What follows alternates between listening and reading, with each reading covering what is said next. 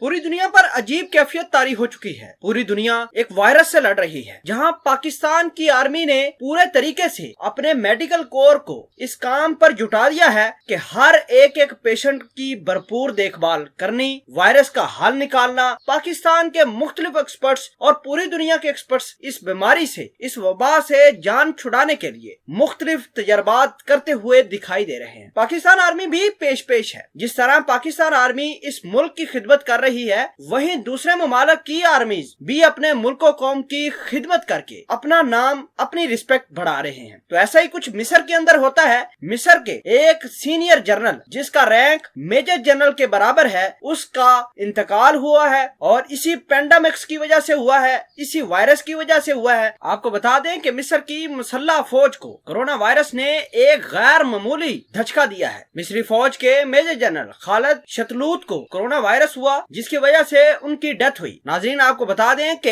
इसी major general की command के अंदर मिस्र की गली कुचों, पार्लियामेंट हाउस, पब्लिक प्लेसेस और दीगर मकामात पर स्प्रेज किया जा रहा था और इस पेंडेमिक्स की बचाव के लिए स्प्रे था। और ये मेजर जनरल बजाते खुद आकर रोड पर खड़े होकर इस बीमारी से खुलासी करने वाले नौजवानों की हौसला अफजाई भी कर रहे थे और जो स्प्रे कर रहे थे लोग, उनकी पर्सनल मॉनिटरिंग भी कर रहे थे। उसी दौरान इनको पेंडेमिक्स ने आ घेरा और इस वायरस की वजह से उनकी जान चली गई। तो सबसे पहली बात यह है कि आज पूरी दुनिया को एक होने की जरूरत है। सुनने में यह आया है कि भारत ने इस पेंडेमिक्स से निजात हासिल करने के लिए कुछ मेडिसिन बनाई हैं। अगर भारत कामयाब हुआ है तो पूरी दुनिया को ये मेडिसिन देनी चाहिए। ये वक्त लड़ाई का वक्त नहीं है, ये वक्त एक होने का वक्त है। अगर ऐसा हो जाता है तो पूरी दुनिया को हम बचा सकते हैं और इस जंग के अंदर इंसानियत जीतेगी। अगर जीती भी तो बहरहाल पूरी दुनिया की आर्मी लगी हुई है इस पेंडेमिक्स को खत्म करने के लिए, इस वायरस को खत्म करने के लिए। पाकिस्तान आर्मी भी लगी हुई है। पाकिस्तान का एक डॉक्टर जिसका ताल्लुक गिलगित बल्तिस्तान से था, उसकी डेथ हुई है इसी वजह से। और आप देख सकते हैं कि पाकिस्तान के प्रोफेशनल किस कदर, किस हिम्मत और अपनी जान को हथेली पर रखकर मुतासरा शख्स का इलाज कर रहे हैं। फख्र है हम उन लोगों पर जो ऐसे काम में पेश हैं, अपनी खिदमत दे रहे हैं, अपने मुख्तलिफ किस्म के काम काज छोड़कर सिर्फ इंसानियत की खिदमत कर रहे हैं। बहरहाल मिस्र को